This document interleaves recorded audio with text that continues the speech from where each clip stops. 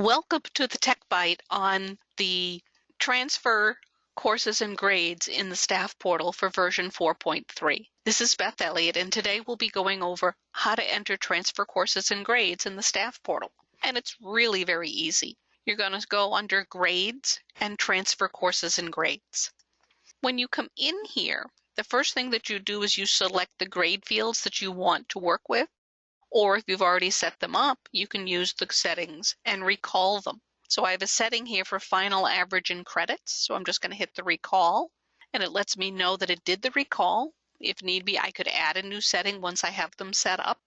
The creator is the user that you are when you have done the save settings. And if you lock it, only that creator can save on top of what's already here. So I'm going to go ahead and close this, and it's going to see that it moved over the final average credit and grade. Now, depending on your school, you might want to be tracking not only a final average, but you might also want to be tracking semester grades and/or credits and individual marking period grades. It depends on what you'd like to bring into your system. For my system here, I'm just going to do the final average with its credit. Below that, I can pick what student I want to work with. So I can go ahead and select the student. Now, if I'm in the current year, I can change that. I can even view the profile of the student so I can see who this is and their picture. So it gives me an idea to make sure I'm working on the correct student. When I come down to the transfer courses, I can add a course in here for the new year if I have not already put courses in there. So it will default to the T01.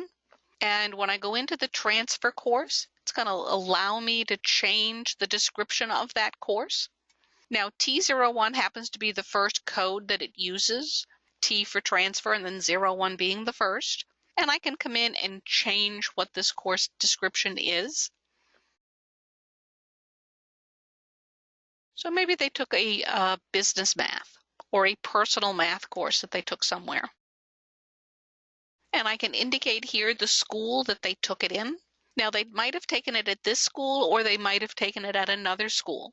So if they took it at another school, this gives me the ability to change where that is.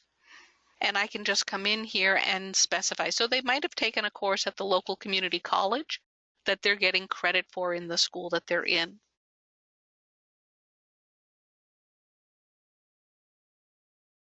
So it's going to be George Washington Irving College.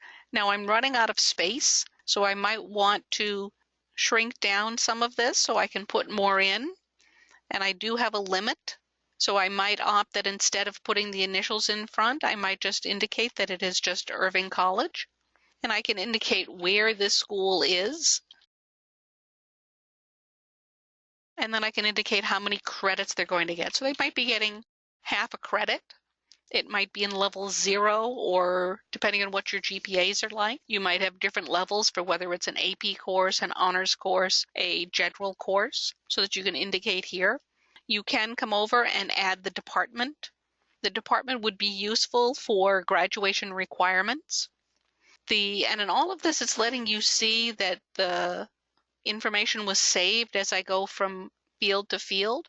These first fields here from the course name, the credit, the GPA, the department, those are all going into the course catalog. The course and section and the previous information is going in a different location. Those going for the most part into the section table, and specific of the previous city, state, and school is going into the student grade area. Now I can specify here on the semester what sort of course it is, and I might be saying that this was taken first semester.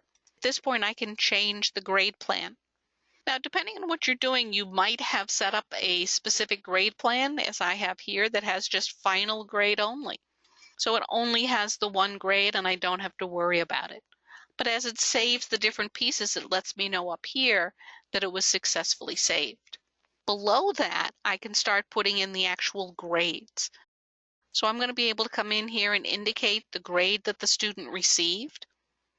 How many credits. Now at this point, if I'm going to use the credits that are in the system, I can actually, because I'm in my current school year, I can let the system just calculate and say, go ahead and do the computed, so that at the end of the term, it will put the half credit in and adjust it as needed. If this was a credit that is different from what's in the system, then I can come into my credit flag and indicate that it's a manual credit. When I indicate manual credit, either version that's here, what happens is when you compute your course credits, it does not change the credit value that has been stored in the record. The difference between the two versions is whether you're going to use the manual credit for credits attempted or you're going to use the catalog for credits attempted. Most of the time you would set it to use the manual credits for credits attempted because you want to use that credit value that you just entered. A time when you wouldn't use that and you would use the catalog instead is if you had the situation where the student failed the course. So the credits that they earned are going to be 0.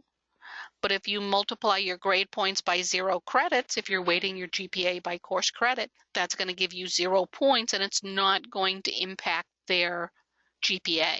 So in that case, I might want to say I want to use the catalog for credits attempted. Another area where I might use the manual credits for credits attempted is if the course that's in the catalog as a transfer course, say, has a full credit, but the student with where they took it, it was only worth a half credit. So that's another area where I want to use my manual for my credits attempted. Now you can come in and add more courses, or you could potentially have to change the school year. So I'm going to go back to Amy's 8th grade year to put in a pre-algebra course that I wanted to get credit for in her 9th grade year. Now I have two choices. I can either just go to her 9th grade year and add the course at that point, or if I'd like to see it as a separate line item in my transcript, I can actually go back to her 8th grade year. So I'm going to go ahead and change to her 12-13 year, which would be her 8th grade. And I get a message that lets me know that her biographical data has been transferred from 15-16 back to 12-13. So even though she wasn't there at the time, it has added her schedule record or her biographical record back there to have a way to access those records. At this point, we're going to go ahead and add in a course. And if that course didn't already exist, now at this point, I want to add in Amy's 8th grade pre-algebra course. So I'm going to click at the list of courses, and if I've already determined that it is not here, I can add the transfer course. Now, it happened to fail because there was no grade plan assigned in the term table for the year plan. So what I need to do is go into MMS Generations and fix that. Now I've come into MMS Generations, but I'm in my current school year. So I'm going to change back to the year that I want to work with, in this case, the 12-13 school year. And at this point, I can go in under School and edit the scheduling term definitions. The term definitions have the various things, including my year. And if I scroll all the way to the right, it has the default grade plan. Now I can either put in the actual year plan, or because I'm going this back for a few years, I can opt to come in and say, I'm just going to use my transfer plan rather than put in the full year plan. The difference in those two, if I go ahead and close out of here, I can come in under grades, and this one I'm going to do a report to do the grade scheme listing. So what I want to do is I'm just going to do my grade plans.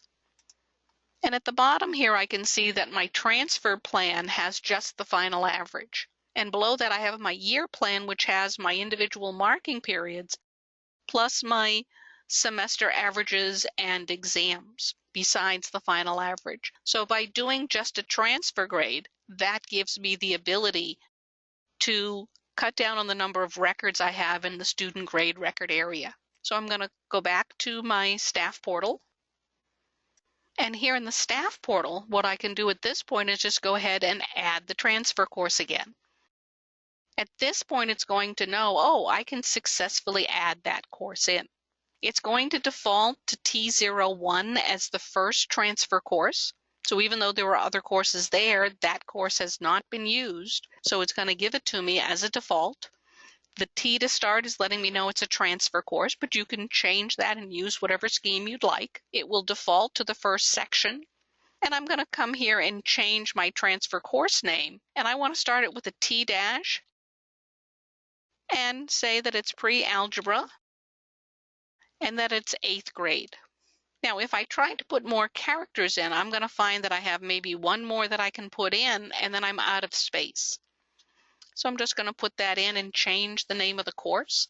As I tab over to indicate where they took the course, it lets me know up here that it changed the name of the course, and that it did that not only in the course catalog, but it also did it in the section table. Because when I added this course, it did a two-step. It added it into the course catalog, and it also added it into the sections. So one shot, you get it in two places. Really handy. Below that, I have the ability to add in where they took the course. So it might have been that they were at a middle school, and I could put in the specific name of it. I can put in where they took it, and I can indicate how many credits they're going to have. So as we come across, it's letting me know that it's saving this various information. So I'm going to say that the pre-algebra is going to be a 1-credit course. It's in level 0. I can come in and add it into the Department of Mathematics so that I can have that and show it for graduation requirements. I can indicate how long that course is. And at this point, I can also change the grade plan if I needed to, so I can cut it down or add more to it. Now, if I wanted to delete this from the student, I can come over and hit the delete that's right here. But in the meantime, I can come over, add in the grade that the student has, and if I wanted to, I could put in how many credits they weren't earned, and I can come into the credit flag. Now, the credit flag by default, as I said earlier, was it's going to be computed, or I can come in and say I want to use this manual credit for my credits attempted. And as easy as that, I can add the courses in. Now, at this point, I can go to another year or stay in this year and add another course. It's entirely up to what you need. But that's how you use the transfer courses and grades in the staff portal. And in any of this, you can always go up to help and get information on how to use this system. I thank you very much for participating in this Tech Bite and hope you found it helpful.